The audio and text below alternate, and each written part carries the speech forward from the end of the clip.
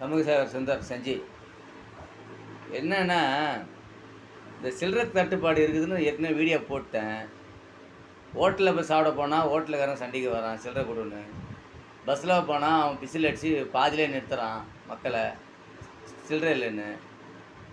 ஆட்டோவில போனா ஆட்டோக்காரன் அடிக்க வரான். இந்த மக்கள் வந்து இந்த 4 வருஷமா இந்த சில்லறை இல்லாம, காயின் ரூ. 10 ரூ. 20 இதெல்லாம் இல்லாம உள்ள ரூ. 500 நோட்டு மட்டும் தான் இருக்குதுங்க. இது 4 வருஷமா மக்கள் ரொம்ப அவதைப்படுறாங்க, வெளிய சொல்ல முடியாம.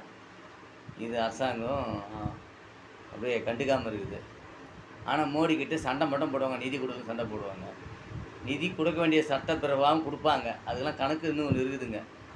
ஒவ்வொரு மாநிலத்துக்கு எவ்வளோ நிதி கொடுக்கணும்னு குடுப்பாங்க. ஆனா நீ தான் அத விட்டுட்டு மோடி புடிச்சு திட்டினுங்க இருந்தா, சண்டை போட்டுங்க இருந்தா, இப்போ நீங்க ஒரு பிரதம மந்திரியா இருந்து, நான் ஒரு முதலமைச்சரா இருந்து உங்கள நான் சண்டை போட்டோம்னா, இந்த வாய் எவ்வளோ அதிகமா ஜாஸ்தி பேசுறான். குடுக்குற நிதியே குடுக்க மாட்டாங்க. இதான் உண்மை. அவரு மனுஷன், நீ மனுஷன் தான். 4 ஆண்டா ஜெயிச்சிலேருந்து மோடி கிட்ட சண்டை போட்டோம். உங்க காங்கிரஸ் ஜெயிச்சிருந்தனா உங்கள அழகா இருந்திருப்பீங்க. உங்களுக்கு எதிர்க்கட்சி தான்ப்பா, மோடி எதிர்க்கட்சி தான். நான் என்ன சொல்ல வரேன்னா, தலைமை அதிகாரி கிட்ட எப்படி நடந்துக்கணும், ஒரு ஒரு வழிமுறை இருக்குது. அது மாதிரி இல்லை. எலெக்ஷனுக்கு பேசுங்க, ஒன்றும் பிரச்சனை இல்லை. இது பேசுறதுனால நிதியே வரல. அவங்க பிரகாரம் நிதியே கொடுக்கல, ஒரு ரூபா கூட கொடுக்கல. நீங்கள் எவ்வளோ தான் மக்களுக்கு செய்வீங்க? எவ்வளோ வேலை வாங்கி கொடுத்துக்கிறீங்க, எவ்வளோ வீடு கட்டி கொடுத்துக்கிறீங்க, குடித்தண்ணி பிரச்சனை, ரோடெல்லாம் நல்லா இருக்குது. ஒரு ஆள் எவ்வளோ தான் செய்வீங்க? தலைமை அரசாங்கம் கொடுக்கவே இல்லை, நீங்கள் ஒரு ஆள் செய்கிறீங்க. பிரச்சனை இல்லாமல் இருக்குது தமிழ்நாடு, ரைட், ஓகே. ஆனால் அவங்க கொடுத்தாங்கன்னா இன்னும் எவ்வளோ செய்யலாம் நீங்கள்? ஆனால் அவங்க கொடுக்குற அளவுக்கு நடந்துக்கணும். இதுதான் உண்மை. சண்டை போடுறதுக்குனே வந்து முதலமைச்சரை ஆக்கலை உங்களை. மக்களுக்கு உங்களுக்கு மட்டும் இல்லை, மக்கள் சம்மந்தப்பட்ட விஷயங்கள் இது. மக்களுக்கு சேர வேண்டிய நிதிகளை வந்து நீங்கள் பேசுறதுனாலே தடை செய்யுது அப்படின்னு நினச்சாங்கன்னா என்ன பண்ணுறது? தடை செய்கிறாங்க, கொடுக்க மாட்றாங்க. நீங்கள் தானே சொல்கிறீங்க. அப்போ நீங்கள் பேசுறதுனால தான் கொடுக்கல. மற்ற மாநிலத்தில் ஏன் கொடுக்குறாங்க? உங்களை மாதிரி பேசுகிறாங்களா? முதலமைச்சரை என்ன பண்ணணும் யோசிக்கணும். இந்த சில்லறை கட்டுப்பாடு இவ்வளோ பிரச்சனை இருக்குது, இது வரைக்கும் கேட்டிருக்கிறாரா?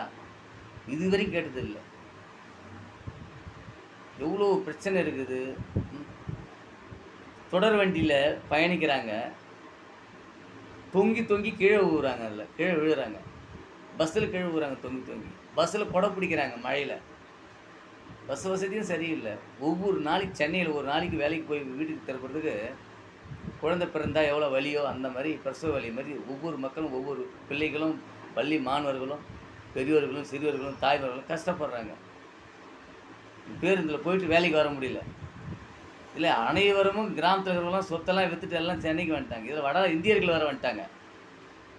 அவங்கள துரத்துறதுக்கு, அவனை அனுப்புறதுக்கு வழி இருக்குதா? ஒரு 10க்கு 10 ரூமில் 2 பேர் 3 பேர் தான் படுக்க முடியும். 50 பேர் படுத்தா எப்படி? அப்போ தமிழ்நாட்டில் எல்லோரும் வந்துட்டா எப்படி வாழ முடியும் சொல்லுங்கள்? அதெல்லாம் நீங்கள் தான் கேள்வி கேட்கணும். ட்ரெயினில் பாருங்கள், கூடுதலாக ட்ரெயின் விடுங்க, கூடுதலாக பஸ்ஸை விடுங்க. உங்கள் கட்சிக்காரர்கள் அனைவரும் வந்து டிரைவர்கள்லாம் வரது கிடையாது. டெப்போவில் வண்டி நிறைய நிற்கிது. 3 விஷயங்கள் பதிவாக சொல்லிட்டேன். பஸ்ஸு பிரச்சனை, ட்ரெயின் பிரச்சனை, சில்லறை தட்டுப்பாடு ரொம்ப இருக்குது. ரிசர்வ் வங்கிக்கிட்ட நீயாவது கேட்கணும். இல்லை மோடிக்கிட்டையாவது கேட்க சொல்லணும். கோரிக்கை லெட்டரையாவது இதுவரைக்கும் கொடுத்துக்கிறீங்களா? லெட்டர் கொடுத்துக்கிறீங்களா? மக்கள் கஷ்டப்படுறாங்க. ஒரு சாப்பிட முடியல. செல்லு ரிப்பேர் ஆச்சுன்னா எப்படி நம்ம வந்து பணம் ட்ரான்ஸ்ஃபர் பண்ண முடியும்? அதனால் தயவு செஞ்சு இந்த ஸ்டாலின் ஐயா இந்த கோரிக்கைலாம், பதிவு கோரிக்கையை வந்து நீங்கள் வந்து நடைமுறைப்படுத்த வேண்டும் என்று கேட்டுக்கொள்கிறேன்.